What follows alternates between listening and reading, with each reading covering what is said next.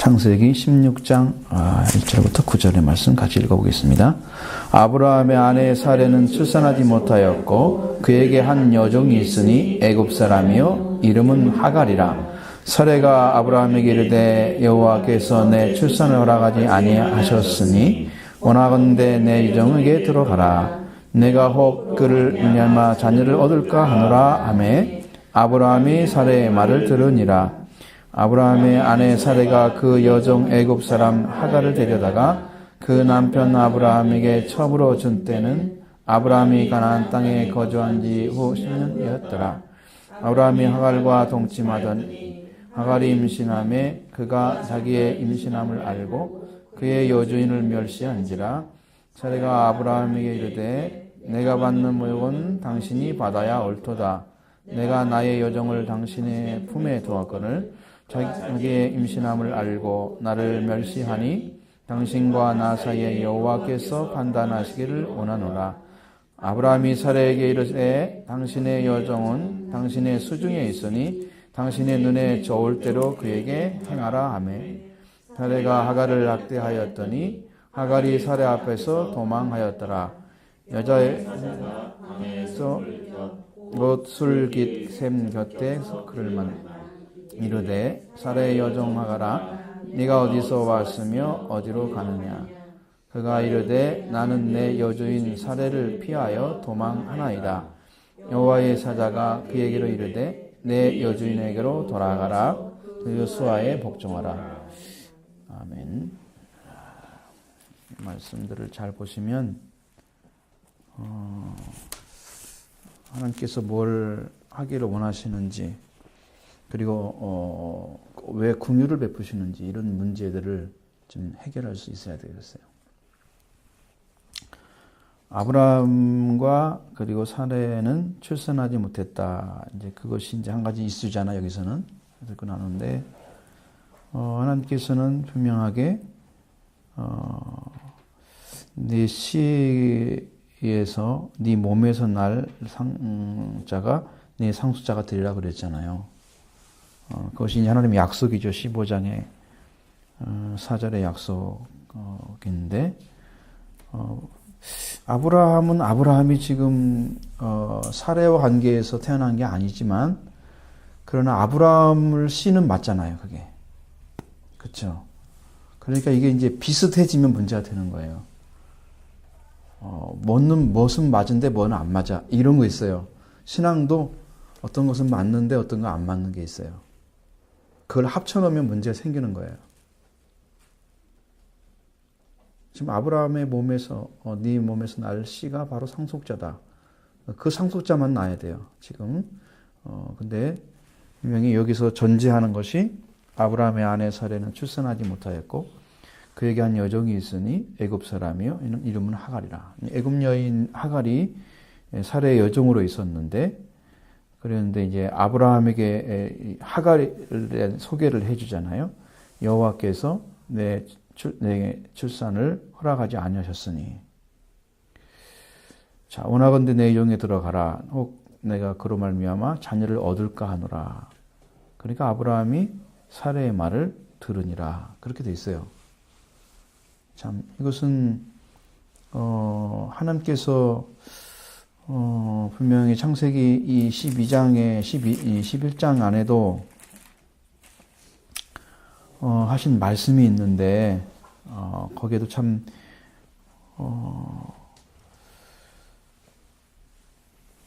11장 30절에 보면 이 말이 꼭 써 있어야 될 필요가 없는 것 같은데 이 흐름상 없어도 될 말이거든요.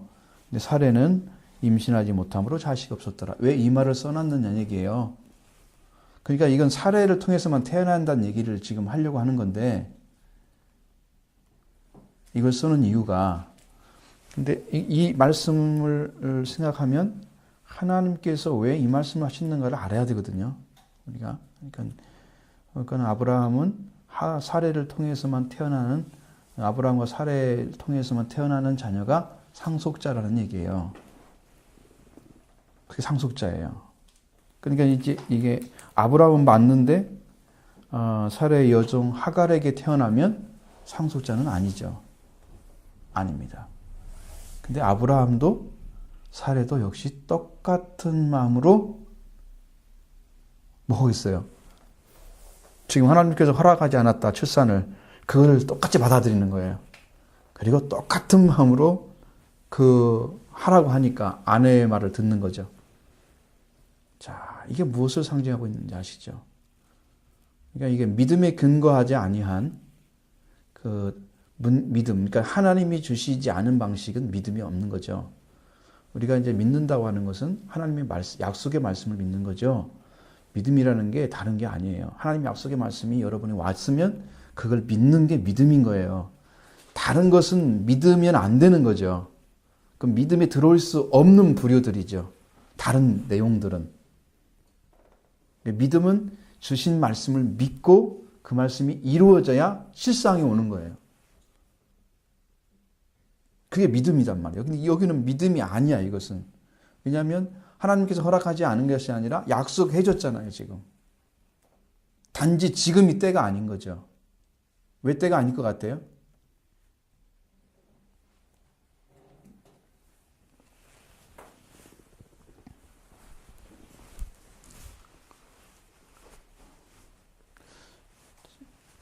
존재하고 있는 내용 중에 하나가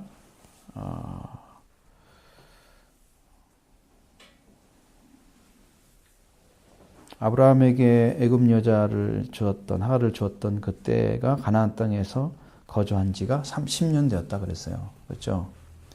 10년 정도 됐어요. 믿은지 하나님의 부름 받고 지금 떠난 지가 여러 가지 일을 겪었잖아요. 그런 세월 동안에 그는 의롭다함을 얻는 그 믿음은 시작됐지만 하나님께서 그에게 이제 약속의 말씀을 이룰 수 있는 때를 아직 얻지 못한 거예요. 그 말은 반대로 얘기하면 성장하지 못했다는 거예요. 아직요. 그러니까 하나님은 그 때를 지금 기다리고 있는 거거든요. 그러니까 아내의 말도 들어도 안 되고 자기가 자기 말 들어도 안 돼요. 지금 시간이 그런 시간인데 그것을 잘 못하는 거예요. 그래서 아내의 말을 듣는 거예요. 그럼 아브라함이 의롭다면 얻었다고 그래서 바로 하나님 말씀만 쫓아가는 게 아니라고요.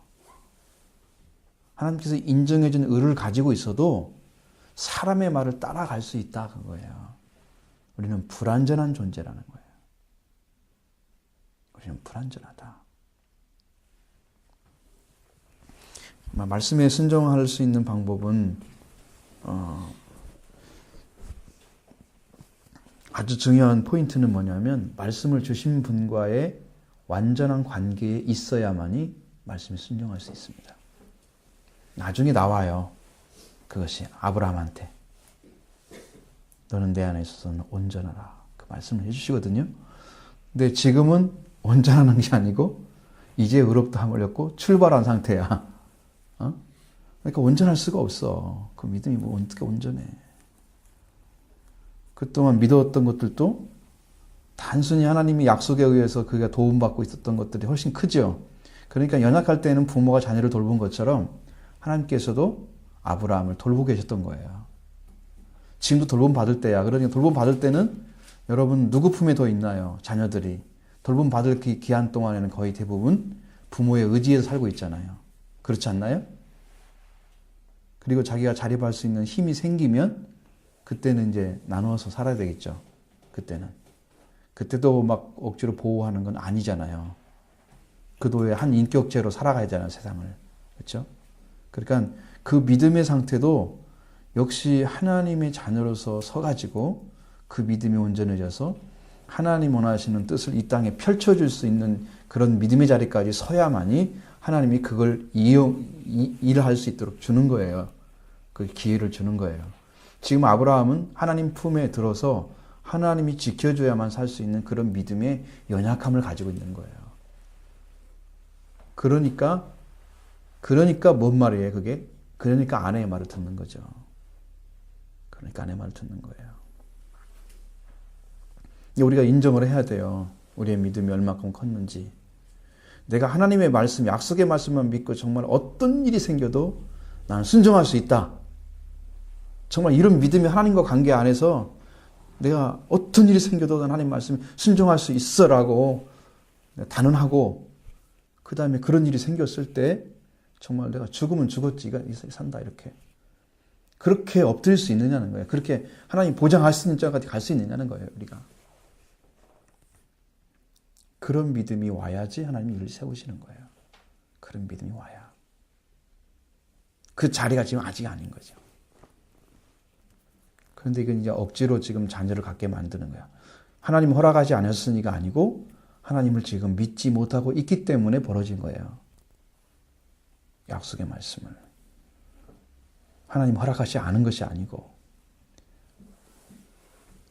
그 약속한 말씀이 여러분 자녀 결혼을 언제 했는지 잘 모르겠지만 사레하고 아브라함이 언제 결혼했는지는 알 수가 없어요. 뭐 75세 떠났다는 얘기죠. 그 전에 결혼했다고 하면 20년, 10년 됐다고 하면 그 마음 속에서 지금 그때 또 임신이 안 됐었고 그 다음에 나와가지고 10년이 지났는데 임신이 안 됐었고 하나님 약속했는데 임신이 안 됐고 계속해서 이렇게 밀어가고 있기 때문에 그는 그 전부터 쌓여진 그 마음이 불신이 더 커질 수도 있었던 것이죠.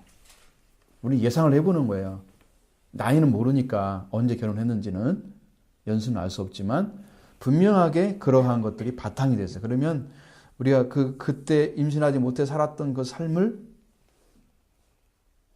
생각해 보면 뭐 밀가가 하란의 딸이잖아요. 그러니까 그 정도면 아브라함이 더 일찍 결혼했을 수 있으니까 최소한 20년 이상 걸릴 수도 있겠다는 생각이 들어요. 그 막내 동생이 결혼을 할 정도로 아이를 낳아가지고 결혼할 정도 됐으니까 여자 아이를 낳아가지고 그럼 최소한 20년 이상 훨씬 넘었을 거란 말이죠. 그리고 하나님 약속받고 나온 자도 10년이 지났어요. 이게 최소한 30년은 지났는데 이게 이제 안 이루어지는 그것 때문에 그러니까요 이게 삶이라는 것은요 연속성이잖아요. 그 연속성 가운데 하나님의 말씀이 대입해가지고 하나님이 원하시는 뜻대로 이 사람이 그 과거에 살던 삶을 돌이켜서 말씀으로 이루어지는 삶으로 돌아가기 때문에 여기서 말씀으로 서려면 믿음이 와야 되는데 이 믿음이 지금 아브라함이 가졌잖아요. 겨우. 그 삶이 더욱더 진진해서 하나님이 약속한 말씀만 믿었으면 될 건데 지금 아브라함은 사레의 말을 들었더라. 그것이 이제 아브라함이 하나님 말씀에 서지 아니한 그러한 연약한 부분을 가지고 있는 거예요. 영적으로. 그것이 보여야 되고요. 그래서 아브라함의 아내 사레가 그 여종 애굽 사람 하갈을 데려다가 그 남에게 첩으로 주었다 그랬어요. 그냥 아브라함이 가나안 땅에 거주한 지 10년 정도 되더라. 자, 이렇게 해서 아브라함이 하갈과 동침하니 하갈이 임신하매 그가 자기의 임신함을 알고 그 여주인을 멸시한지라. 자, 아이를 못 낳는 것은 과거나 지금이나 상당히 많은 부분에서 많은 사람들에게 좋은 얘기를 못 듣죠. 그렇습니다. 정상적인 사회에서는 이제 자녀가 태어나야지 인정받잖아요. 그런 부분이 있잖아요. 근데 그것이 안 되고 있다고 생각을 하는 거죠. 여기는 근데 갑자기 자기 여종을 줬는데 그 사람은 금방 임신해버리고 자기는 30년 넘게 살았는데 임신되지 못하고 이것이 이제 너무 불공평하잖아요. 근데다가 그 하갈이 임신한 다음에 자기 여종을 멸시를 해. 여러분 여기에 대한 스트레스는 어떻게 해석해야 되나요? 엄청났겠죠, 스트레스가. 자기는 분명하게 자녀를 얻기 위한 방법으로만 준 건데 자기가 멸시받을 줄은 꿈에도 몰랐어. 생각하지 않았어. 계산이 없었던 거야, 이건. 이 스트레스 대단하겠죠. 그러니까 남편한테 막 굉장히 강력하게 항의를 하는 이유가 바로 그거라는 거죠.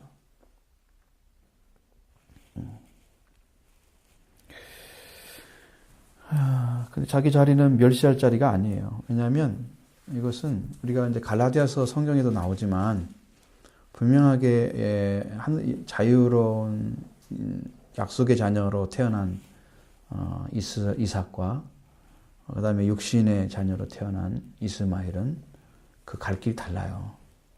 격가지예요. 그건 잘라내야 돼요.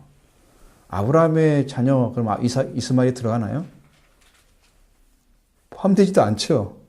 한 번도 안 부르죠. 우리가 이스마엘은 가끔 성경에 나올 때 읽을 때 지나가는 거지 안 부르잖아요. 아브라함 자손과 상관없잖아요. 그건 격가지예요. 그런데 그 아이를 가졌다고 멸시를 하고 있는 그 모습은 참 좀 하나만 뭘 얻어도 그게 굉장한 일을 한 것처럼 그것을 의시되는 사람들이 많을 거다. 참 불행한 겁니다. 이것은 자기가 사례 앞에서 겸손하게 엎드려서 이렇게 순종해 가도 힘든 상황인데 그렇지 않고 멸시하고 있다면 그는 그 자리에 살 수가 없지요. 왜냐하면 아브라함은 아브라함의 법을 지켜야 되는 거예요. 아브라함의 가정에서는. 그럼 두 주인이 있잖아요. 남편과 아내가. 그 법 앞에 하갈이 있었던 거죠. 종이었잖아요.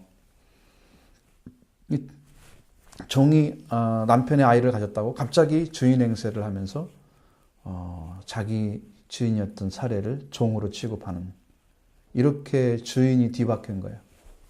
응? 주인과 종이 뒤바뀐 거예요. 이건 성경이 이제 용납하지 않은 부분이에요. 한 가지는 이제 이런 것을 생각하는 거예요. 그리고 사례가 아브라함에게 이르되 내가 받는 모욕은 당신이 받아야 옳도다. 내가 나의 여종을 당신의 품에 두었거늘 그가 자기의 임신함을 알고 나를 멸시하니 당신과 나 사이에 여호와께서 판단하시기를 원하노라. 왜 갑자기 또 여호와를 끌어들여 자기가 안에 쳐놓고 첩으로 쳐놓고 이상하지 않아요? 왜 여호와께서 판단하기를 원한다고 그래요? 그러니까 이게 지금 참 굉장히 어려운 일이에요. 주기는 자기가 주고 멸시당하니까 하나님의 판단을 요구하는 거예요. 이게 무슨 관계가 있겠어요, 이것에?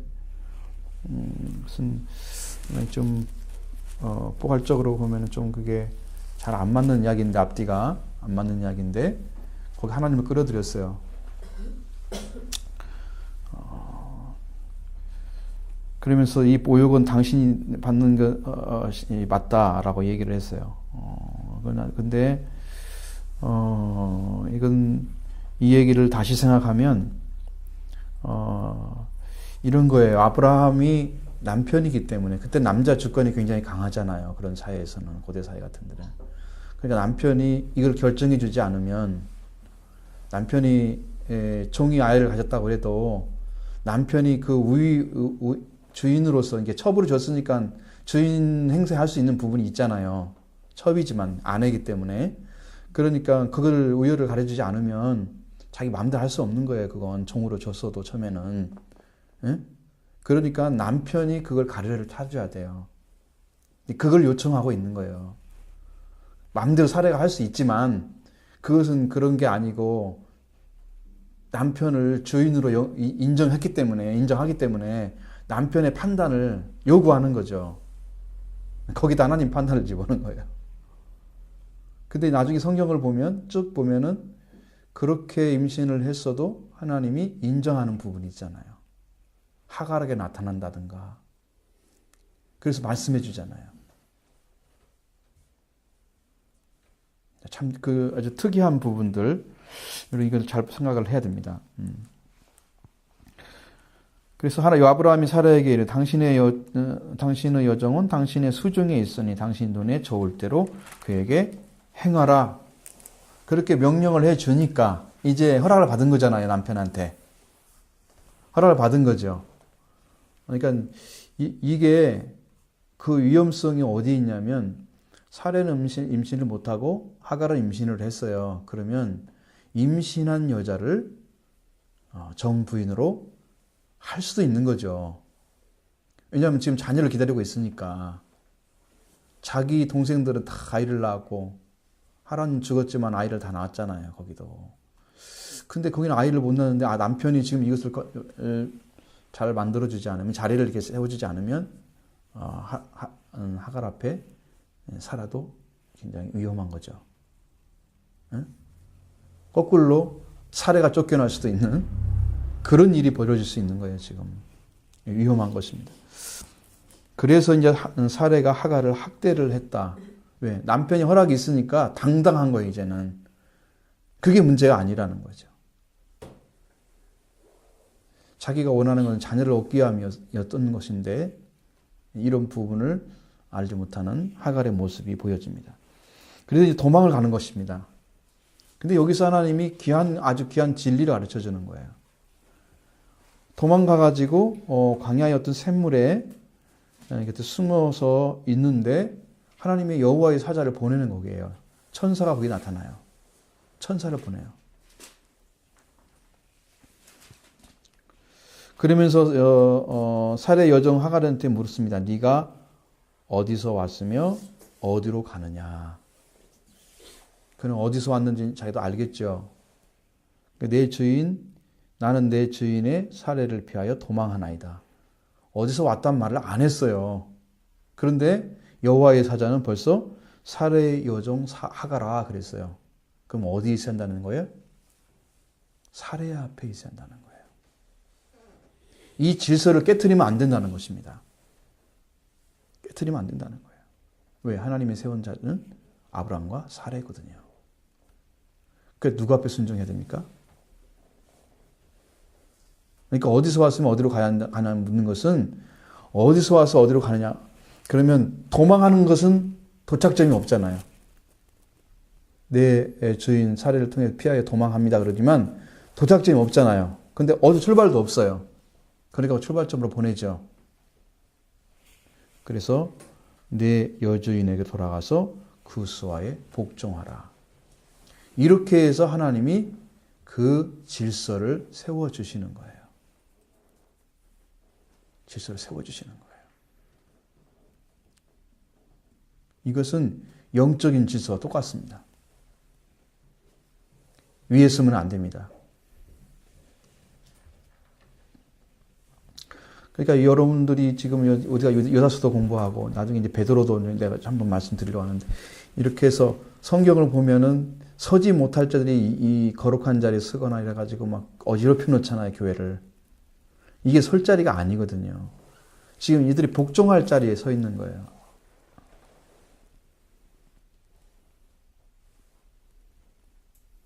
사실은 사탄도 하나님께 복종해야 될 자리에 서 있는 거예요. 사탄은 하나님께 직접 대항할 수가 없으니까 하나님을 믿는 자들을 넘어뜨려서 하나님을 괴롭히는 거죠. 하나님을 공격하는 거죠. 그게 사탄의 방식이에요. 그러니까 우리한테 그렇게 당부하는 거예요. 마귀가 우는 사자처럼 먹을 걸 찾고 있다. 그러니까 너희는 깨어서 기도하라. 항상 우리는 사탄의 먹이가 됐으면 안 된다. 마귀의 먹이 되면 안 된다. 너희는 반드시 이겨야 된다. 끊임없이 깨어서 기도하라고 성경은 이야기하고 있는 거예요. 마귀는 하나님께 복종돼야 할 자리에 있는 거죠. 그럼 우리도 하나님께 복종될 자리에 있어요. 근데 틀려요. 마귀와 우리는 똑같은 자리가 아니죠. 거기는 타락한 영이고 우리는 구원받은 사람입니다. 죽음 속에 있지만 구원받은 딸이기 때문에 우리는 주님의 형제로 들어가는 거예요. 하나님의 딸로 들어가는 거예요. 영적인 위치가 틀려요. 사탄하고는 같은 자리는 아니에요.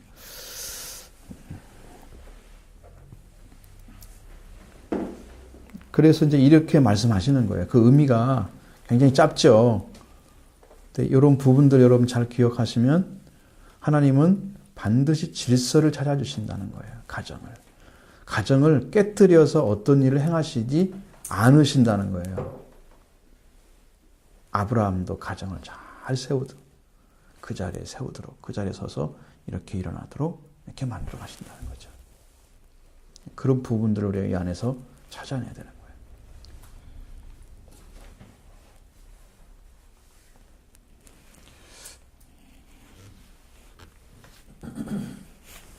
하신 말씀 있으면 같이 좀 나누시고.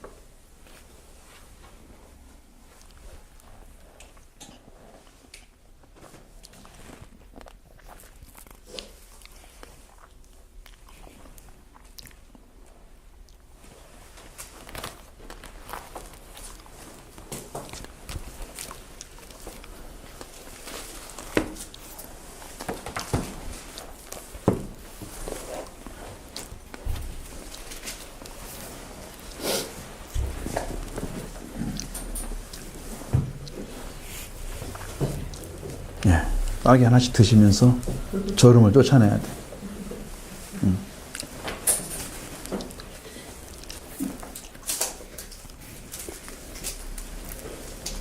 자, 테스트 한번 읽어보시면서 하십니다.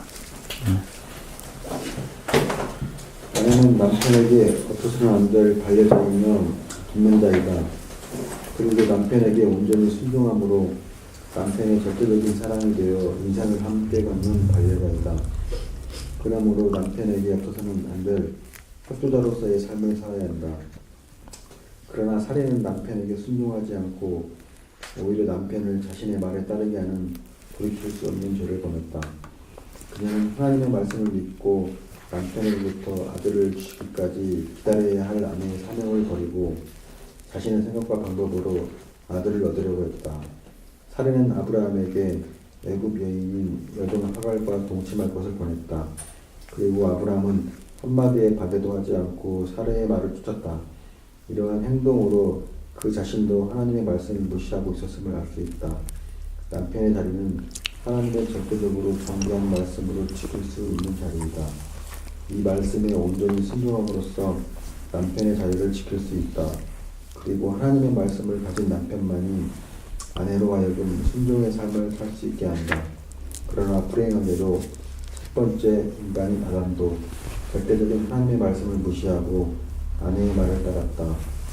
인류의 죄의 끝줄은 절대적인 하나님의 말씀을 무시한 불순종의 죄를 범한 부부로부터 태어났다. 이스마엘도 거룩한 핏줄이 아니잖아요.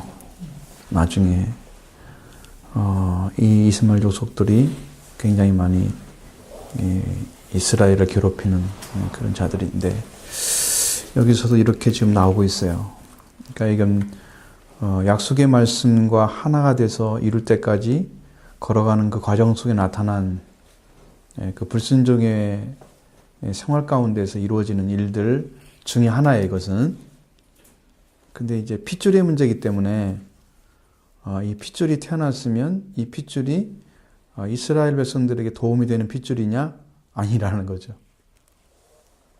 롯을 통해 태어나는 모압과 암몬도 아니었고 이스마엘도 아니었고 그 다음에 에서도 아니었고 나중에 이제 그드라를 통해서 태어나잖아요. 아브라함의 후처로 태어나는 거기서 나오는 미디안이나 그 플레셋이나 다 아니에요. 다 아니에요. 다 아니 곁으로 태어난 건 이스라엘 민족과 달라요. 하나님이 무엇을 중심으로 일하고 있느냐라는 것이 성경의 주제인데 그 민족을 사용하셨다고 하는 것은 그 민족을 통해서 인류를 구원하는 뜻을 성취하고자 하는 거죠. 거기에 소속된 사람들을 이를테면 때에 따라서는 그들이 사용되는데 그들이 올바로 사용되는 게 아니고 막대기나 몽둥이나 뭐 그런 채찍으로 사용되는 거예요. 그 사람들을. 인상 막대기, 사람 채찍 그런 말이잖아요. 그렇게 사용되는 거예요. 그 사람들이. 이스라엘을 괴롭히는 거야 와가지고. 네가 순종하지 않았기 때문에 오는 거예요. 제가 이제 이 재앙이나 화나 혹은 저주 같은 것들이 왜 올까라는 것을 지금 이 성경을 통해서 계속 파악할 수 있는 부분이 생겼어요. 성경을 여러분이 쭉 읽어서 역사를 읽어보면 그 역사에서 그것이 드러나요. 하나님이 왜 계속해서 힘들게 그 이스라엘 민족을 괴롭히고 이제 쳐들어오도록 그냥 허락해주고 미디안을 예를 들어서 들어오게 만들어주고 왜 괴롭겠는가? 이 기브온 시대에 왔잖아요. 기드온 시대에. 그 왜 그랬을까? 그 다 있어요. 이유가. 하나님 왜 그랬다는 말이 써 있어요. 거기에. 그럼 왜 재앙이 오고 왜 화가 오고 왜 전쟁이 오고 왜 고통이 오는지가 다 100%라고 할 수는 없지만 99%는 범죄함에 대한 이야기가 나오는데 그 범죄함의 중심에는 하나님께 범죄했다 이렇게만 써 있는 사람도 있지만 왕들 중에 거의 대부분은 우상에게 분향했다라는 얘기를 써 있어요. 우리들도 하나님 외에 다른 걸 사랑하면 하나님이 질투의 하나님이기 때문에 그거 안 돼. 그거 사랑하면 안 돼. 그걸 뺏으려고 괴롭히는 거야. 와가지고 괴롭게 하시는 거야. 그래서 그 사람이 너 왜 이렇게 힘들지? 왜 이렇게 고통을 주는 거야? 그리고 이제 일어나서 딱 바라보니까 내가 하나님을 떠났다는 걸 알게 되잖아요. 그러면서 괴로움이 점점 심화되면 그때 하나님 손을 들어. 좀 나 좀 도와달라고 하나님. 그러면 도와줄 사람들을 보내가지고 다시 그 사람을 구원해줘요. 돌이키면 하나님이 더 이상 화를 안 줘. 힘들지 않게 하다가 또 문제 생기면 계속 그렇게 하시는 거예요. 이스라엘이라는 나라가 세워질 때부터 이제 정식 명칭으로 사용돼서 국가가 되잖아요. 나중에 다윗 왕조가 돼서 그 명칭을 가지고도 이제 이스라엘이 솔로몬 이후에는 여로보암과 르호보암으로 나눠지잖아요. 10지파가 여로보암이 다스리는 북이스라엘 되고 2지파는 유다가 되는 건데 거기에서도 하나님이 다루시는 방법이 다 똑같아. 일명 똑같아. 흐름이 전부 똑같은 거예요. 아주 특이한 것이죠. 그러니까 하나님은 절대로 내가 선택한 백성들을 뺏기지 않으시려고 하는 거예요. 다른 걸 사랑하도록 놔두지 않으시는 거예요. 그 하나님이 그 질투는 정말 하나님의 질투는 사랑에서 오는 거예요. 지키기 위해서 백성을. 우리는 내 것 때문에 오는 거잖아, 질투가 우리 것은. 근데 이것은 아니야. 이스라엘 백성들을 지키기 위해서 하시는 그 역사예요. 계속 흐름이 그렇습니다. 근데 여기에서 나타나는 이게 이제 아내의 사명, 남편의 사명 나오죠. 여기 얘기 나오잖아요. 아내는 원래 지을 때부터 남편을 통해서 태어나게 했어요. 아담을 통해서. 그러니까 아담을 통해 태어났다는 것은 아담보다 약한 존재라는 것을 얘기하는 거예요. 그러면 약한 자는 강한 자를 어떻게 해야 되나요? 따라야 되죠. 그 하나의 원칙이 있잖아요.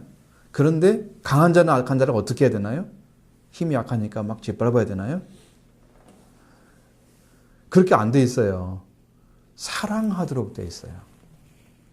그게 부부의 관계란 말이에요. 그게 부부의 관계야. 그러니까 예수님은 강한 자이시기 때문에 성경에서 우리에 대해서 생명을 버려서 우리를 살리시고 그 살림받은 교회처럼 아내는 남편에게 복종하고 그것도 이 신약에서 그렇게 되어 있잖아요. 신약에서도. 구약에서도 아담을 하나님 창조하시고 그 아담의 갈빗뼈를 이용해서 여자를 지으시고 그렇게 해서 약한 자지만 돕는 배필로 주시잖아요. 그러니까 우리가 보조자는 아니에요. 그렇다고 해서 인격이 틀리거나 무슨 모질된 사람이고 모질된 존재거나 그런 얘기가 아니고 같은데 그러한 해야 될 일들을 각각 다르게 주신 거예요. 그것은 순종해야 된다는 거죠. 성경에서 말씀하시는 그 부분은. 그런데 중요한 거기에 부부가 서야 될 그 자리, 서로 사랑해야 될 자리, 존중해야 될 자리, 그 안에는 누가 계셔야 되냐면 하나님이 계셔야 되는 거거든요. 그 안에 하나님이 계셔야만이 그 질서가 온전해져서 올바른 가정이 되는 거예요. 하나님이 계시면 그 가운데 일하시는 거죠. 가운데서 일하시는데 여기는 아브라함도 사레도 하나님이 안 계셨어요. 하나님이 안 계셨어요. 자기들이 스스로 하나님이 허락하지 않으셨으니까 임신을 허락하지 않으셨으니까 정했으면 스스로 정해가지고 안 하겠다고 그러고 다른 이제 애굽 여자 하가를 갖다가 첩으로 주는 거죠. 그리고 첩으로 받아들여요. 아브라함도 똑같이. 이것은요 생명이 태어나는 것도 범죄의 거잖아요. 범죄예요. 우리가 여러분은 잘 모르시는지 어떤 그 목사님 가정이 있는데 그 가정도 두 분 다 사별을 했어. 남편 목사님 되신 분도 사별하고 여자 목사님도 남편을 사별했어. 그래가지고 결혼을 했어. 근데 누가 봐도 잘 맞지 않는 짝이야. 근데 결혼하고 나서 임신을 했는데 아이를 낳았어. 근데 기도를 많이 하신 분이 식사를 같이 하러 갔는데 그 자리에서 죄악의 자식이 태어났다. 그 얘기를 하는 거야. 얼마나 참 무서운 얘기예요. 최소한 목사의 자식인데 그런 말 하기 힘들잖아요. 아니라는 거죠. 하나님 원하시는 자식이 아니라는 거예요. 원하는 결혼도 아니라는 거예요. 무분별한 사람도 있어요. 목회자만 그런 게 아니고 많은 사람이 그럴 거예요. 근데 이 죄악의 자손이에요. 이것은 하나님의 뜻과 관계없이 태어난 거예요. 그러면 아담과 하와는 어땠어요? 아담도 사례가 주는 걸 받아 먹었잖아요. 하나님 말씀을 믿었다면 사례한테 한마디는 했을 건데, 아니, 하와한테 한마디는 했을 건데 한마디도 않잖아요. 그냥 받아 먹잖아요. 그것은 하나님 말씀을 불신하고 있었다는 건데, 똑같이 불신했는데 사례가 하와가 먼저 받아 먹은 것 뿐이야. 공범자죠. 여기는 생명이 태어나는 관계에서 일어났잖아요. 그런데 그 말씀은 지키고 안 지키고는 아담과 하와에게는 생명이 걸린 문제잖아요. 더 강력한 법이 필요하죠. 응? 안 지키면 먹는 날에 넌 죽는다 그랬잖아요. 목숨이 날린 문제잖아요. 그런데도 불신하고 아내의 말을 들고서 넘어가요. 그러니까 사람의 말은 우리의 생명을 잃게 하는 거다. 이쁘고 좋고 사랑스러워도 그게 하나님께 온 게 아니라면 지키면 안 되는 거예요. 욥은 어땠습니까? 자식 다 잃고 가족 다 잃어버렸잖아요. 가산 다 잃어버렸잖아요. 아내마저 이제 와가지고 뭐라 그래요? 응? 네가 하나님 다 잃어버렸다 봤잖아 당신. 하나님 줘줘. 너 죽어 너도. 마귀가 좀 시킨 거야. 데리고 가지고 최후의 보류를 남겨놓고 공격하는 방식으로. 만약에 욥이 그 말을 들었다고 하면 아이고 내가 이렇게 믿은 거 헛것이었네. 그러고 죽었다면 욥의 인내가 어디가 있고 축복이 어디가 있어요.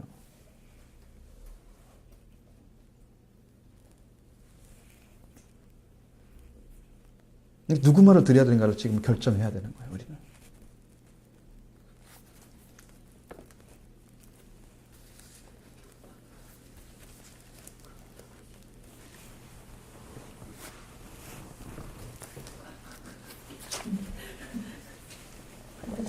네? 그 조조하고 떠났죠? 그냥 아내도 죽었겠죠. 그래서요? 어디로 도망쳐서 갔던가 욕과는 상관없이 사라졌어요. 떠난 거 불행한 사람이죠. 자, 123번. 남편은 죄짓게 했다. 하나님께서 생산을 허락하지 아니하신다고 말한 사례는 영적으로 무시한 자임을 알 수 있다. 하나님께서는 영원토록 내 자손이 번성하리라 하고 이미 생산을 허락하고 계셨던 것이다. 하나님께서 허락하실 때가 되면 그것이 하나하나 구체적으로 이루어질 것인데 자기가 원하는 때에 이루어지지 않는다고 조급한 마음에 하나님의 말씀을 무시하는 무지한 행위가 우리에게 있어서는 안 될 것이다. 지금 우리에게 여러 가지 어려운 문제가 있을지라도 장차 우리들은 만물을 다스릴 수 있는 영광의 자리를 하나님이 약속하셨으므로 현재 우리 눈에 아무것도 보이지 않는다고 낙심하거나 좌절하지 말고 반드시 이루어진다는 것을 믿고 기다려야 한다. 하나님께서 약속하셨으면 이미 이루어진 것이다. 다만 구체적으로 나타나지 않는 것일 뿐이므로 반드시 내게 이루어진다는 사실을 우리는 감사함으로 믿고 기다려야 합니다. 근데 이게 믿음이 바르게 오면요, 소망이 생겨요. 믿음이 사랑으로 완전하게 되기 전까지는 소망이 생겨. 소망이. 그 소망이 있어야지 견뎌내요. 어려운 일을. 소망만 있으면 견뎌냅니다. 그러니까 믿음이 없는 사람은 소망은 없어요. 그것은 이제 원래 베이스에 깔려야 돼요. 그게 원칙에 처음으로 있어야 되면 소망이 오게 되는 거니까. 그렇게 해봤어요. 경험을 해보니까 그 소망이 생기면요, 다 이겨낼 수 있습니다. 그 안에 평화도 오고요, 기쁨도 오고요, 다 와요. 그래서 우리가 증거를 해줘요. 그 소망이. 보이는 소망이 소망이 아니잖아요. 보이지 않는 걸 소망하는 거예요. 말씀이 아직 안 왔잖아. 이루어지지 않았잖아요. 그런데 소망하는 거예요. 그것이 오면 이게 이길 수가 있어요. 근데 그것은 믿음이 있어야 되기 때문에 구체적으로 말씀이 그 안에 딱 심겨져서 흔들리지 않는 반석 같은 그런 바위에 서서 있어지면 하나님 그거 세워줘요. 그것은 은혜로. 하나님 부른 자에게 약속을 주시고 그 약속에 세워주시면 우리 안에 다 하나님을 바라보게 만들어줘요. 그것이 이루어지면 아무 문제가 없어. 근데 지금 여기는 그게 없어요. 그러니까 하나님이 허락하지 않았다 그러면서 하나님이 부신다는 약속의 말씀도 그냥 버려버리는 거예요. 버려버리는 거예요. 그렇기 때문에 자기가 원하는 때에 안 이루어지는 것을 사람들은 무지 싫어하잖아요. 하나님 이때쯤 이루어져야 맞지 않습니까? 그러니까 안 이루어지면 내가 알아서 하겠습니다. 이러고 가는 거죠. 응? 그게 자기 때예요. 그건 자기 때. 하나님 때가 아니라고. 빨리 포기하고 말씀에 순종해야지. 자기가 할 일을. 자기 하고 싶은 일을. 말씀에 순종할 일로 바꿔야지. 그걸 받아들여야 되지. 그것을 안 이루어졌다고 내가 만들어갖고 한다고 해서 하나님이 일이 되나? 생명이 태어나나요? 억지로 만들어낸다고? 이거 안 되는 거죠. 안 된다는 것은 이 약속의 말씀을 통해서 모든 성경을 통해서 다 보여주고 있는 부분이에요. 그래서 우리가 약속의 말씀을 받은 자는요. 인내가 필요합니다. 사랑은 오래 참고 이게 처음에 하나님을 사랑하는 자리에 쓴 사람들은 참음이 먼저예요. 그러니까 참 고달픈 거예요. 어느 쪽에서 볼 때 무슨 편이냐면 하나님 편에서는 고달픈 게 아니고 절대 그게 없어요. 하나님 편은. 우리 그렇게 생각하면 우리 하나님을 조롱하는 거예요. 우리가 바라보는 생활 속에서 조금이나 침체되었을 때 내가 왜 이렇게 돼 있지? 또 지금 안 했으면 좋겠는데 이런 있잖아. 이런 거. 이게 고달픈 느낌을 갖는 거예요. 그때만 그래. 근데 하나님 안에 들어가서 보면 아니란 말이에요. 하나님 때가 지금 가까이 오고 있는 거죠. 우리한테는. 그러니까 소망의 때로 바꿔야 돼요. 소망의 때로 바꾸면 그 문제가 사라져. 그렇지 하나님 말씀을 주셨으니까 때가 하나님 차서 이루어지겠죠. 우리 갈라디아서 때가 참에 율법을 나게 하신 거 예수 그리스도 그러잖아요. 또 때가 차가지고 나이가 먹으니까 어떻게 했어요? 몽학 선생이라고 하는 그 초등학문에 가르침 받다가 나중에는 진짜 주인이잖아요. 때가 참에 하나님께서 아들을 보내셔서 우리를 구원하는 길을 열어주잖아요. 그걸 못 맞춰가는 거야, 사람은. 때를 자기가 만들어. 제가 어저께 말씀드린 것처럼 교만이 뭐라고 그랬어요? 교만이 외운다고 그랬어요. 네? 아니, 어떻게 해서? 제가 몇 번 설명해 드렸는데.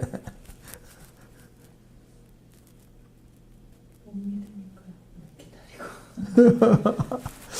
방법이 있는데 그게 어떤 사람이라고 해서 성령이 없는 사람들. 성령이 없는 사람은요. 하나님이 그렇게 쭉 설명을 해주는 거예요. 성령이 없는 사람들은 자기의 위치를 모른대요. 그래서 분별이 안 되기 때문에 하나님이 영으로 보여줘야 아는데 내 위치를 몰라. 그래서 하나님 자리에 같이 쓴대요. 그 사람들이. 하나님과 똑같은 자리에 쓴대요. 그러면서도 자기가 쓴지를 모른다는 거지. 그것도. 그게 교만한 거죠. 교만한 자가 마귀거든요. 하나님과 동등된 위치에 쓰려고 그래. 예수님은 하나님께 동등됨에도 불구하고 정의의 모양으로 나타나서 죽기까지 복종하시는 그 자리에 쓰셨는데 아무것도 아닌 존재 우리가 성령이 없이 살아가면 하나님과 동등된 위치에 마귀가 준 자리에 서가지고 그러니까 성경이 성령 없이 읽으면 성경이 내가 하나님 자리에 서서 하나님 말씀 내가 평가를 하고 판단을 하기 때문에 나는 순종이 안 일어나는 거죠. 내가 평가하지만 아니 그 평가 하나님 말씀하시는 게 나를 평가를 해줘야 되는데 내가 그걸 평가하고 있고 내가 이해하려고 하고 내가 그걸 어떻게 알아보려고 하고 깨달으려고 하니까 거꾸로 가고 있는 거잖아요. 이게요. 그러니까 말씀에 순종한 일이 안 이루어진다는 거예요. 그게 교만한 자들이라. 성령이 없는 자는 교만한 자다. 그렇게 가르쳐 주는 거예요, 하나님께서.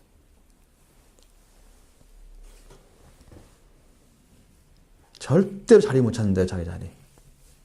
분별력이 없기 때문에.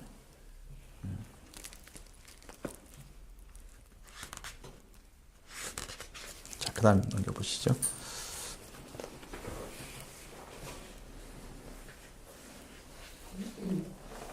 불행은 반드시 자기 자신에게 원인이 있다. 고난은 외부에서 있지만 불행은 내 안에서 파산되기 때문이다. 고난은 불행이 아니다. 고난은 사람으로 하여금 하나님을 더욱 간절하게 찾는 자가 되게 하며 하나님을 향한 신뢰를 더욱 뜨겁게 하고 자기 중심적인 삶을 버리게 한다. 그러나 불행은 내 안에 있는 자기 중심적 생각과 거기서 비롯되는 불신에서 오기 때문에 하나님을 더 멀리하게 되고 지극히 인간적인 생각과 혼란된 판단으로 자신뿐만 아니라 관계하고 있는 이들까지 실족하게 한다. 불행은 하나님과 관계가 단절되는 것이다. 아브라함과 사레의 불행은 하나님을 무시하고 자신들의 뜻대로 하갈을 첩으로 맞아들인 불신에서 비롯되었다. 불행으로 말미암은 괴로움의 해결 방법은 하나님께 진실로 통회하는 것이다. 회개만이 불행의 근본적인 해결책이다. 고난이 끝까지 하나님께 의지하고 인내하면 때가 되어 해결된다.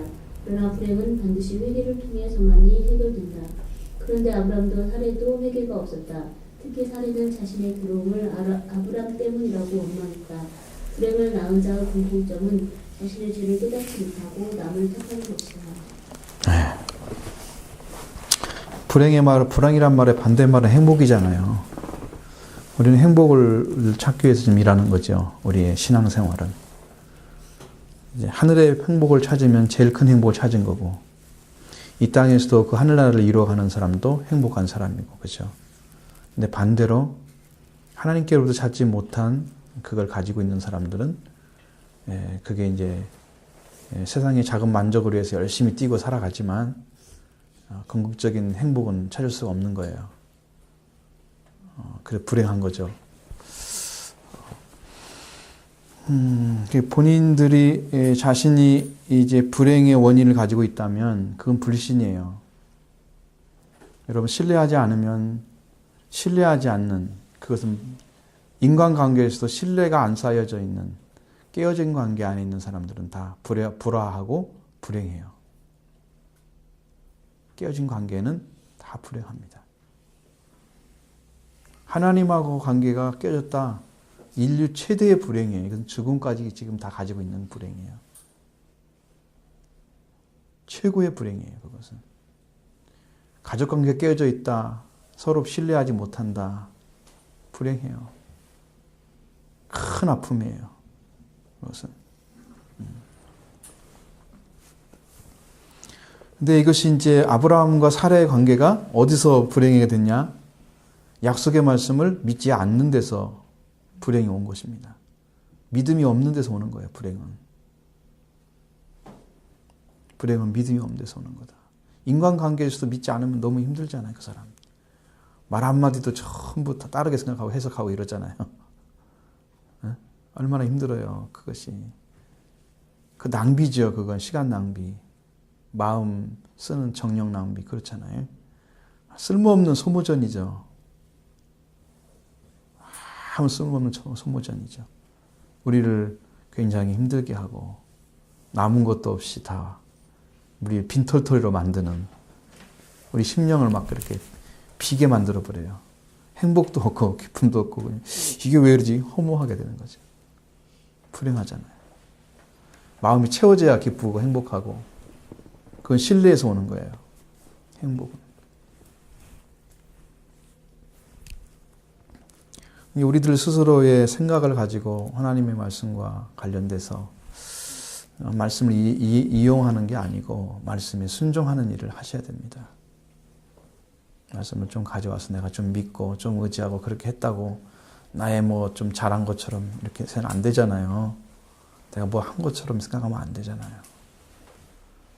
하나님의 말씀을 의지했더니 하나님 이루셨다. 역대하를 보면요, 하나님께서는 자기를 가장 찾고 있는 사람들을 그들에게 능력을 베푸신다고 나와 있더라고요. 하나님의 눈은 온 땅을 다 살피시는데 자기를 향해서 자꾸 사랑하는 자들을 향해서 능력을 베푸신대요. 그럼 우리가 하나님 눈에 안 띄는 거야 지금. 응? 온 땅을 다 보고 계시는데. 엘리야가 항상 하는 말이 있어요. 엘리야는 뭐라고 얘기해요? 나는 당신을 향하여 특별한 열정이 있다고 그러잖아요. 특심이 있었다고, 옛날 성경에는. 특심이 있었다고 얘기 나와요. 정말 그런 마음이 아니면 하나님을 만날 수가 없다. 이걸 지금 얘기하려고 있는 거예요. 정말 그렇게 같더라고요. 그분을 찾는데 중심을 다해서 찾아가는. 그것이 이제 하나님의 능력을 우리한테 가져오는 길이더라고. 그래서 나도 하나님 눈에 좀 떼야 되지. 한번 해보자. 응? 나도, 바울은 어땠어요? 내가 하나님 안에 발견되기 위해서 내가 막 그리스도를 위해서 막 다 바치잖아요. 내가 가지고 있는 모든 것을 다 분토와 같이 버리는 거. 그렇죠? 배설물로 여겼다. 응? 자기 것을. 왜? 내가 그리스도 안에서 발견되기 위해서. 하나님이 내가 그리스도를 이렇게 믿고 있다고 하는 것을 나를 좀 봐달라는 거야. 그래서 그 열정을 갖는 거잖아요. 그걸 찾은 거죠, 그 사람들은. 너 하나님 안에 들어가셔서 이걸 찾아내시면 그는 찾는 일만 해도 여러분 열정이 회복돼요. 그걸 찾는 일만 해도.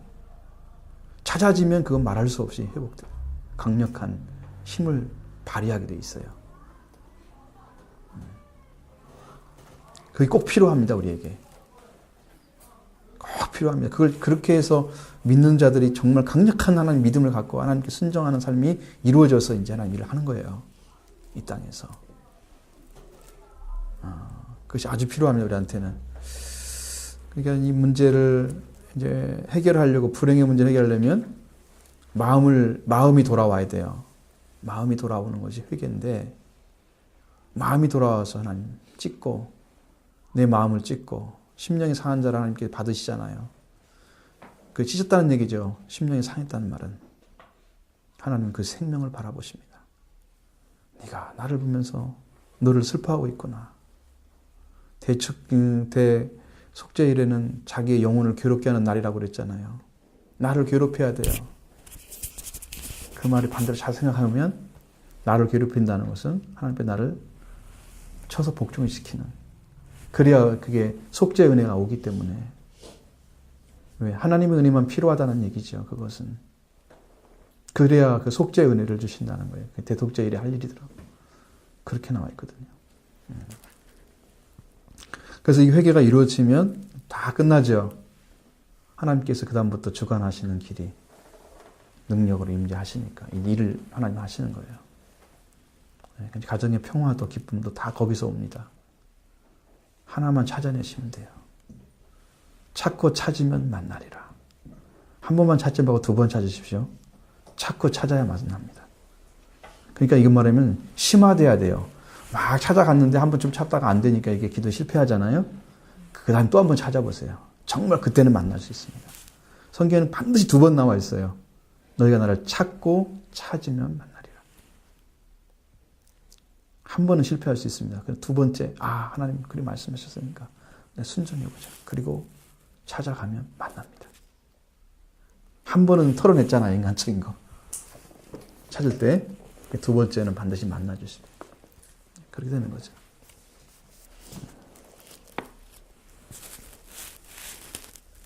자, 그 다음 보겠습니다. 125. 아브라함은 하갈에 대해 한 사례를 정하시니 하나님과 남편에게 잘못된 것이면 깨우쳐 주어야 할 남편으로서의 책임이 있었다. 그리고 하갈을 감장하며 나무라고 하갈로 하여금 사례에게 용서를 빌게 해야 했었다. 한 가정의 불화와 갈등은 가장인 아브라함에게 해결해야 할 책임이 있다. 그러나 아브라함은 책임을 깨닫지 못했다. 그는 가장으로서의 의무를 저리고 사례에게 하갈을 죽이든 살리든 사례가 좋다고 생각하는 대로 행하라고 명하신 것이다. 가장으로서의 책임을 자각하지 못한 아브라함은 가족의 생명에 대해서도 무지한 자였음을 알 수 있다. 아브라함은 과거 애굽 왕에게 아내를 누이동생이라고 속여 내어준 일이 있었다. 그리고 이번에는 자신의 생명을 인사하니 물건을 내주고 사례에게 맡으며 마음대로 하라고 했다. 가장으로서의 책임을 자각하지 못하고 그 마음속에 남편의 마음과 아버지의 마음이 없었던 아브라함의 처사는 지극히 자기 중심적이며 냉혹하기 짝이 없었다. 아브라함의 가정은 가장이면서 가장의 마음이 없었던 아브라함으로부터 나온 것이다. 어때요? 여러분이 한번 얘기해 보세요. 이제 제가 얘기하지 않고.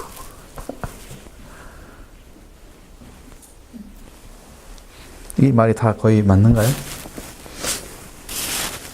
이거 있기 전에도 그 생각을 했었거든요. 이상하다. 그래도 자기 아이가 없었잖아요. 그렇죠. 그래도 하갈이 여종이지만 여종을 통해서 아이를 얻었는데 어떻게 아브라함은 그 아내한테 그냥 뭐 죽이든 살리든 이렇게 했을까? 또 보호해줘야 될 의무가 있을 텐데 그럼 뭐 어떻게 순종하든가 뭐 이렇게 화목하게 뭐 어떻게 조치를 했을 텐데 그렇게 조치한 거에 대해서 별로 못마땅해갖고 계속 그게 걸렸었거든요. 근데 여기서 그걸 짚어주는 것 같아요. 그 분명한 자리가 있는데 남편으로서 자리는 가정을 질서를 잡아주는 거죠. 질서를 잡아주는 거고 그 질서는 말씀에서 와야 돼요. 그러면 아브라함과 사례를 먼저 세웠잖아요. 그러니까 아브라함과 사례가 중심이 돼서 하갈이 순종하도록 만드는 일은 아브라함의 책임인 거죠. 너무 자연스러운 거예요. 그걸 못했기 때문에. 네, 그래서 그 질서가 딱 생겼으면 내가 이렇게 해주겠다라든가 네가 마음대로 해. 그것은 좀 무리고 뭐 그러니까 뭐 핍박을 하고 박해를 해가 쫓아내버리고 이렇게 얼마나 괴롭힘을 당했으면 여기는 학대라고 나와 있잖아. 학대니까 밑에 놓고 막 밟은 거지. 말로만 그런 게 아니고 막 상당히 심하게 했을 거야. 종이었는데 갑자기 니년이 뭘 하려고 그래? 이러면서 올라갔다고 해서 막 욕도 하고 이랬을지도 모르지 우리가. 여기는 좋게 나왔지만 그러니까 얼마나 그 슬픔을 갖겠어요. 그런 위치를 아브라함이 아직 그 하나님이 주신 말씀하고 이 관계에서 이해를 못하고 있는 부분이에요. 우리도 항상 거기에 질서를 맞추고 그다음에 그 맞춰서 그 삶을 만들어가면 질서가 잡힌 가정이 잘 쓸 수 있는 거죠. 누가 먼저 세워졌는가를 봐야 돼요. 선생은 먼저 난 자가 선생이니까 항상 선생이 뭐예요? 먼저 난 사람이에요. 먼저 난 사람은 가르쳐야 할 책임이 있는 거예요. 네가 세상에 나와서 먼저 배웠잖아. 그러니까 가르쳐야 돼. 먼저 세워준 사람이 일을 해야 되는 거야. 이것은 정상적인 거야. 지극히. 가정의 평화는 남편의 책임이 커요. 크죠? 크죠? 네. 이제 억센 손은 남편이지만 이제 손 남편이지만 이제 현대에서는 먼저 신앙을 가진 사람이 남편을 바꾸는 거니까. 그래서 이제 우리한테는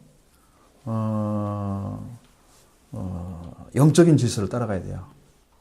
영적인 질서를. 그래서 영적인 질서는 하나님으로부터 말씀하시는 말씀. 그러면 내가 신앙을 먼저 가졌어. 남편이 늦게 가졌어. 그러면 남편이 뭘 모르잖아. 그러니까 내가 남편 역할을 해야 되냐? 그러면 아니야. 그건 아니고 그러면 질서가 무너져 버린단 말이야. 당신 남편은 성경에 이렇게 돼 있으니까 이렇게 하시면 돼요. 그러면서 남편을 세워줘. 그리고 내가 아내로서 삶을 딱 받쳐주면 그 사람이 이제 서기 시작해. 그러면 아주 멋진 역할을 해주는 거예요. 그 가정이 탁. 그 세워주는 역할이죠. 그 말이에요. 세워주는 역할을 좀 한다는 얘기잖아, 그게. 그 남자가 된다는 얘기 아니고 그런 얘기는 잘 안 맞는 얘기고.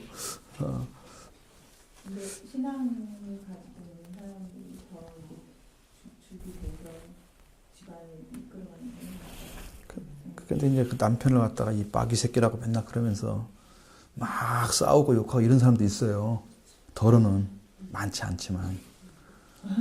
그러니까 왜냐면 자기 말 안 들으니까 교회에서 이렇게 가르쳤는데 말을 안 들으니까 막 이러면서 거기도 빗대가지고 남편을 마귀 취급하고 있어. 그러면 이거 큰일이지. 진짜요? 있어요. 이 마귀 노릇한다고 맨날. 그래서 저주를 퍼부니 그게 어떻게 구원이 되겠어요? 사랑을 부어도 지금 올드말드한데. 부부싸움에서 욕하는 거 아니죠? 대박이 부부싸움은 아니 보통 부부들이 막 화나고 그러면 되게 욕 많이 해. 달달하고 막 그 반말은 보통이고 막 욕까지 하면서 장난으로 무서워요. 달라지고. 욕하면서 싸우는 거 제일 싫어. 아브라함도 그 믿음의 진리를 아직 못 깨닫고 있는 부분이 바로 가정으로서 못 세우는 거예요. 그게 보이는 거죠.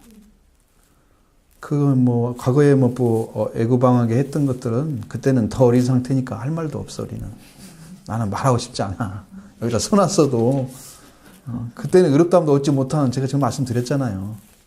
그렇게 어린 상태에서 뭘 알겠어요. 그러니까 자기만 살기 위해서 아내가 너무 예쁘니까 혹시라도 나를 또 그 아내 때문에 죽일까봐 무서워가지고 이목능이라고. 정 목사님 저한테 천국 가면 누구 만나고 싶네요. 어떡해. 그래, 누구 만나고 싶다고 그랬어요? 아브라함이요? 아브라함이라고 했는데. 그건 괜찮아요. 아브라함은 아니겠죠? 아내 팔아보면 거기는 승리한 아브라함만 계세요. 아내 팔아 나가면 없어요. 그 돌아가셨을 때 그 모습이겠죠? 그 애굽에다가. 아브라함은 승리한 사람이에요. 아브라함은 승리한 사람이에요. 이 땅에서 복이 있는 사람이에요. 그러니까 책임을 자각한다는 의미도, 자각이란 말 제가 많이 쓰는데, 죄도 자각을 해야 해결을 하는 거고, 가장도 자각을 해야 돼요. 내가 이런 위치구나. 그럼 내 마음을 어떻게 써서 삶을 살아야 되겠구나. 그것도 말씀에 따라서 이제 위치가 찾아지면 그렇게 되는 거예요. 그 자각도 없는 사람들은 이런 질서를 못 찾아가요. 못 잡아놔요. 그러니까 가정을 말씀대로 세우지 못하죠. 그리고 언제나 모순이 생겨, 그게. 근데 옆에서요, 청구하거나 조언해주고 얘기를 해줘도 안 듣죠. 그게 안 들리는 거죠. 뭔지를 몰라요. 예. 바로 그 문제예요. 몰라요. 예. 그 문제예요. 지금 자각이 안 된단 말이에요. 그 말이에요. 자각이 안 되면 안 일어나요. 내가 성경도 인식을 해야 된다고 우리 나오잖아요. 우리가. 근데 이건 이제 헬라적인 방식이지만 히브리적인 방식은 1차로 되거든요. 말씀이면 그냥 순종하면 된다 이렇게 나오는데 그냥 믿고 순종하면 되는 거야. 근데 히브리적 방식을 안 가지잖아요. 많은 사람들이. 다 생각해보고 맞으면 인식을 하고 그 다음에 받아들여서 믿고 그 다음에 행동으로 가는 거예요. 이렇게 순서가 많아. 히브리 사람들은 그냥 하나님 말씀이니까 믿고 그냥 사는 거야. 그게 1차적인 방식이야. 우리 한국 사람들도 상당히 헬라적이야. 내가 인식이 돼서 자각이 일어나면 그때서 행동으로 이제 옮기려고 빠득빠득 하지. 이제 그 전에는 뭐 생각도 안 해. 이제 자기 마음에 안 들어오면 말씀이기 때문에 순종해야 된다 이런 얘기는 안 해. 그러니까 이게 잘못된 거란 신앙이. 그냥 말씀이니까 순종해야 된다니까. 그게 히브리적이라니까. 그러니까 그것이 헬라적 사고를 가지고 오는 거야, 지금 교회로. 그러니까 성경에도 전도성가에 그잖아요. 아내가 남편을 구원할지 어떻게 아느냐 그 말씀도 있잖아요. 네가 남편을 더 사랑하고 뭐 하면은 남편이 혹시 네가 그런 마음을 한다 남편을 구원할지 어떻게 하느냐 그 전도성가 어디 써있던 고린도전서에 나와 있죠. 결혼에 대한 얘기 하면서 쫙 하면서. 그러니까 신앙 없는 사람은 히브리적인 사고 자체를 모르기 때문에 그렇죠. 일단은 이제 사랑으로 그 사람을 이해할 수 있는 그런 사랑으로 배려해주고 그래서 마음이 따뜻해지고 열릴 때 그럴 때 상대방이 나한테 이렇게 복음을 전하거나 뭐라고 할 때 그때 이제 처음에는 호의를 시작했지만 그것이 이제 점점 구원의 길로 인도하는 어떤 그 중간에 얘기가 될 수 있다. 이거 말씀이니까 믿어야 돼. 하나님 전부 이거는 좀 어려운 부분이에요. 강요는 아니고 이게 지금 헬라어로 써 있으니까 헬라적인 방식으로 나와 있는 거예요. 성경, 신약 성경은. 구약은 거의 아람어나 아니면 히브리어가 전체이기 때문에 그 사람들은 그냥 믿는 거예요. 이유가 없어요. 그게 우리의 방식인데 우리는 지금 헬라적인 사고를 다 가지고 공부도 헬라적으로 공부하고 있어요. 전부 다. 전부 사고로 있어요. 이거 이 사고 스타일이 전부 그렇게 돼 있어요. 먼저 인식을 시키고 알게 하고 막 주입시켜가지고 그 다음에 알아지면 그 다음에 행동을 하는 거야. 그걸 가지고 이건 하나님 말씀이니까 그럼 살아야 돼? 이거 안 가르쳐줘. 왜냐하면 히브리 사람들은 이미 하나님을 인정하고 있는 상태에서 들어가는 거고 불신의 사람들은 이방인들은 하나님 없는 상태로 들어가기 때문에 하나님을 인식하기까지가 힘들어. 그걸 알아지고 믿어지기까지 또 힘들어. 행동하기 또 힘들어. 이제 그래가지고 이제 3단계를 거쳐가는 거야. 하나님을 이제 알아야 되니까 하나님을 자기가 아는 방식으로 알려고 하고 성경의 방식으로 안 하려고 하니까 이제 모르는 거잖아. 그거 하나님을 성경 방식 돌아왔어. 이제 그거 아니구나 하고 하나님 알려니까 또 하나님 아는데 또 힘들어. 이제 이걸 봐줘. 그 다음에 이제 그걸 알아가지고 살려고 하니까 또 이제 믿음이 문제잖아, 이게. 더 힘들어, 이제. 그러니까 이게, 진짜 비히브리적인 사고를 가진 사람들한테는 성경 가르치기가 너무 힘든 거야. 그러니까 처음 막 풀이해주고, 이게 뭔 뜻이다 막 해주고, 막 인식을 시키려고 막 노력을 엄청나게 하는 거야. 교회 안에 있어도요. 그렇죠. 이 사고 못 버리면. 안 믿는 사람도 아니고, 믿는 사람도 그래요.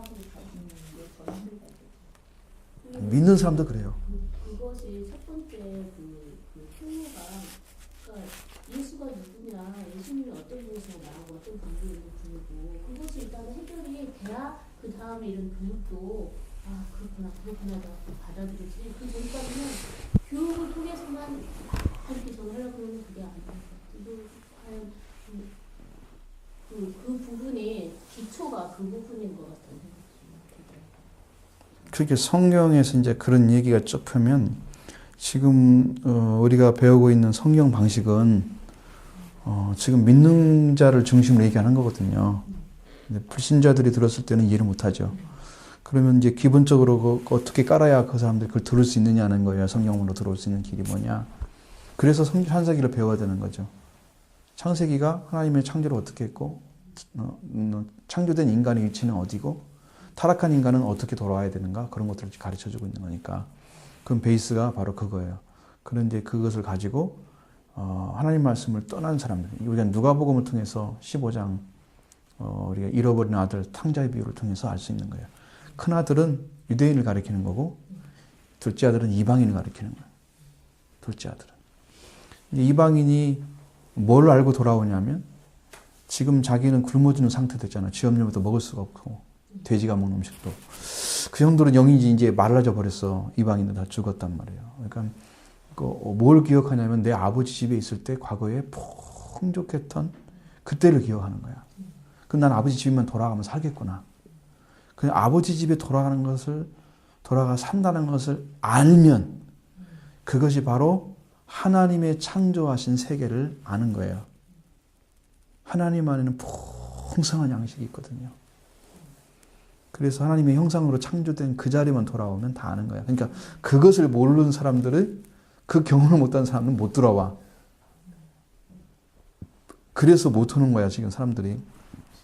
이방인임에도 불구하고 그래서 창세기를 배워야 되는 이유가 우리가 얼마나 풍성한 존재로 창조됐는가. 하나님께로부터. 하나님의 전체를 다 부어서 영으로 부어서 우리의 하나님 형상이 이루어지도록 하나님을 아는 자가 되도록 그렇게 창조된 인간이기 때문에 그 안에 들어오면 다 알 수가 있는 거지. 그 풍성함을 성경 창세기를 통해서 가르쳐주면 이방인들이 우리도 원래 그랬었구나. 그것을 인식하기 때문에 하나님을 찾게 되는 거야. 다 돌아오기만 하면 다 이제 입혀주지. 옷도 입혀주고 가락도 껴주고 신발도 신겨주고 주인 행세 다 하게 만들어. 우리가 주인이야. 유대인만 주인이 아니고. 이제 큰아들이 돌아온 거 굉장히 싫어하잖아요. 동생이 돌아오니까. 유대인들은요, 이방인이 돌아오는 거 굉장히 싫어해요. 자기들이 원래 선민인데 까불고 있어. 우리가 먼저야. 이런단 말이에요. 성경에 의리 다 그렇게 나와 있어요. 근데 이제 나중에 흐름은요, 초림 때는 이방인들에게 복음이 간대요. 지금 초림 지나가 예수님 재림 아까 했잖아요. 재림 때 복음은 유대인에게 간대요. 그러니까 지금 많은 교회들이 다 떠났어요, 하나님을. 이방인 교회, 이스라엘을 떠난 이스라엘 외의 사람들 다 이방인이라 그러는데 영국이나 독일이나 하여튼 그 기독교 국가에 있는 그 교회들이 하나님을 많이 떠났어요. 다 떠났어요. 거의 뭐 카톨릭은 더 떠났고요. 종교화 돼버린 거예요. 거기는 이 그리스도를 전하는 게 아니야. 나중에 그리스도를 안 전한다고 할 것 같아. 배도할 것 같아. 좀 있으면 그 정도 돼. 근데 때가 가까우면 가까울수록 유대인들은 이제 하나님께 돌아와. 재림의 복음이기 때문에 유대인들이 돌아와야 끝이 되는 거예요. 그게 무화과나무 비유의 뜻이에요. 무화과나무가 세워졌고 1945년에 세워졌고 이제 그게 자라가지고 열매 맺을 때가 되면 여름이 가까운 줄 알라. 유대인들이 지금 돌아오고 있어요. 그때가 지금 가까이 온 거예요. 지금. 그러니까 그런 시기들을 우리가 알면 되죠. 그러니까 이방인의 사고는 다 그렇게 돼 있어요. 그래서 신약을 공부해가지고 몰라요. 하나님의 세계를. 그러니까 창세기를 공부하면 다 보여요. 그게. 우리가 이렇게 풍성한 존재였구나. 하나님 안에서. 응. 그래서 이제 둘째 아들이 돌아오는 거야. 그걸 이제 제가 그걸 전했는데 여러분 이해를 못했을지 모르지만 저는 그래서 이제 제가 나중에 그 목사님한테 내가 보내드렸어요. 원고를 보내드렸더니 나중에 이해를 하신 거야. 그걸. 제가 말할 때는 못 알아듣고 그 원고를 보고 이해를 하신 거야. 아, 이방인이 왜 그래 돌아오는 거구나. 그러니까 성경 창세기를 가르쳐야 되는구나. 창세기 모르는 사람들은 못 돌아와. 막 죄인이라고 그러는데 뭐 신학교 들어가가지고 돌아오겠어요? 힘들어하지. 못 돌아오는 거야. 그 차이가 엄청난 거야. 여러분 지금 창세기 배웠으니까 얼마나 감사해요. 시간이 많이 가네 이제. 그래도 재밌으니까 괜찮구만. 얘기가 없어서 답답한 건 훨씬 낫네. 126번.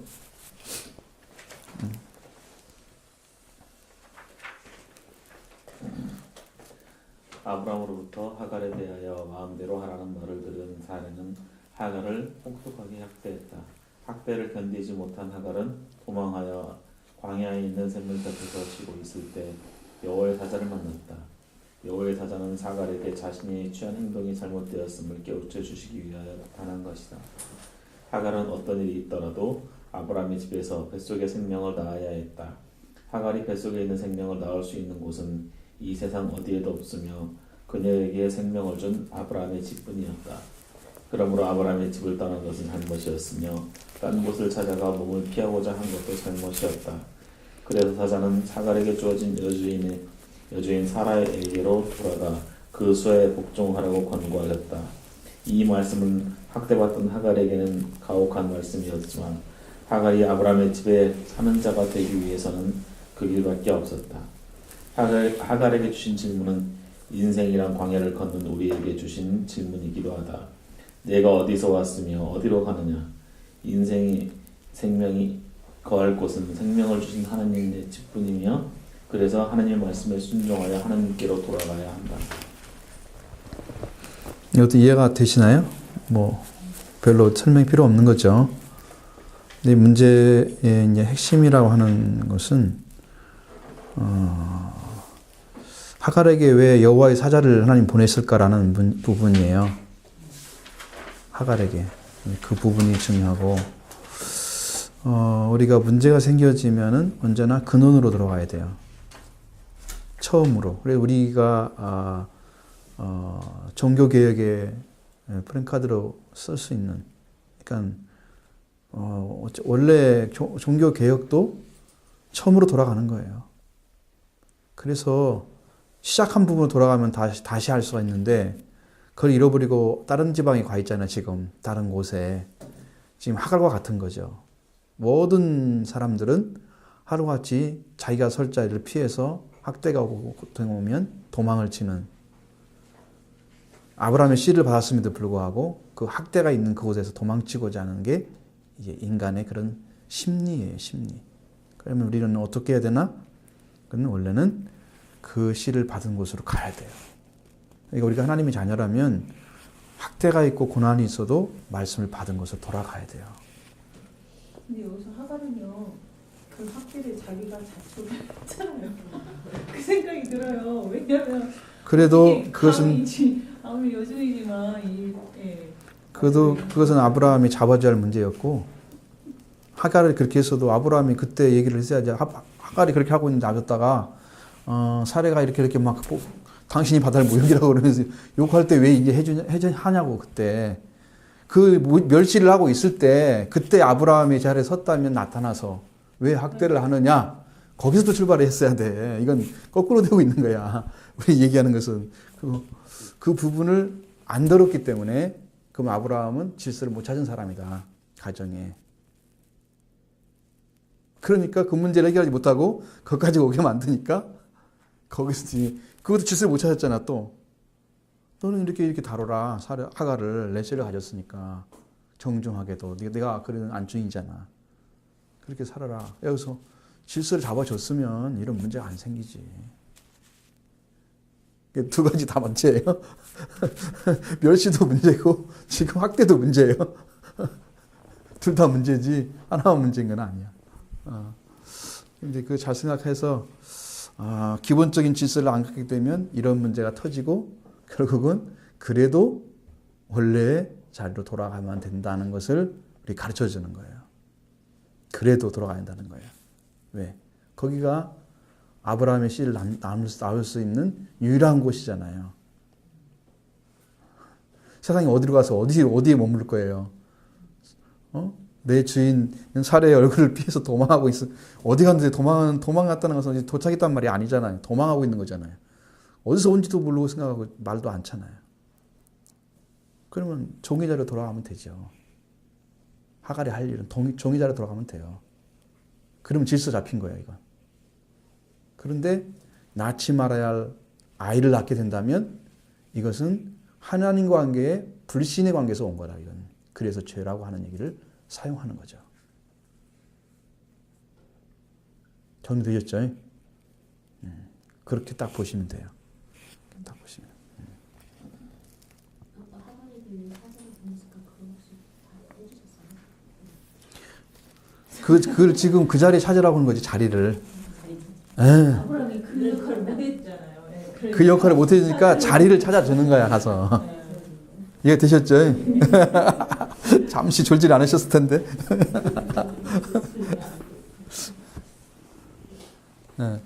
그 자리를 찾기 위해서 보내신 거예요, 사자를.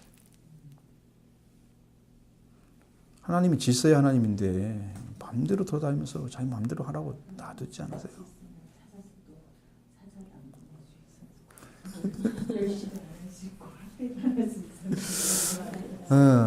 그러니까 어떻게 질서를 못 찾아주면 어떻게 남편이 남편을 못 쓰면 어떻게 이거 집안이 막 혼란스러운데 뭐 말 한마디로 딱 해가 제 앞에서 이게 네 자리야, 이게 서봐.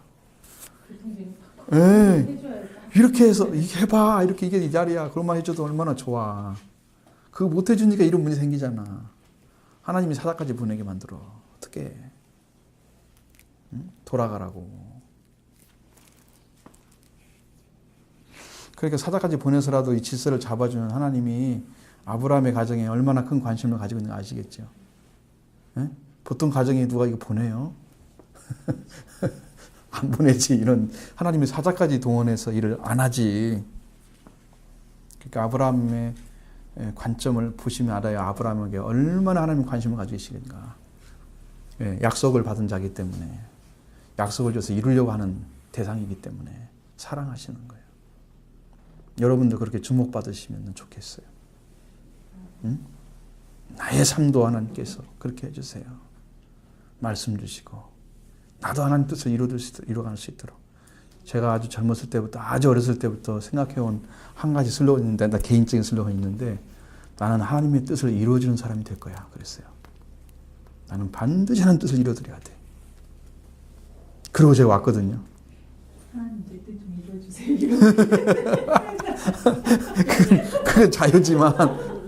그건 자유지만 이거 개인적인 건데 분명하게 하나님 그 일을 하실 거라고 믿어요. 하나님의 뜻을 이루어드려야 돼요. 우리는 우리 뜻을 이루는 게 아니고 하나님의 뜻이 하늘에서 이루어지고 땅에서 이루어지는 거잖아요. 하나님의 뜻이 이루어져야 돼. 그게 큰 목표였어요. 아주 큰 목표였어요. 제 인생에 있어서. 나를 버티게 하는 힘인지도 몰라요, 그게.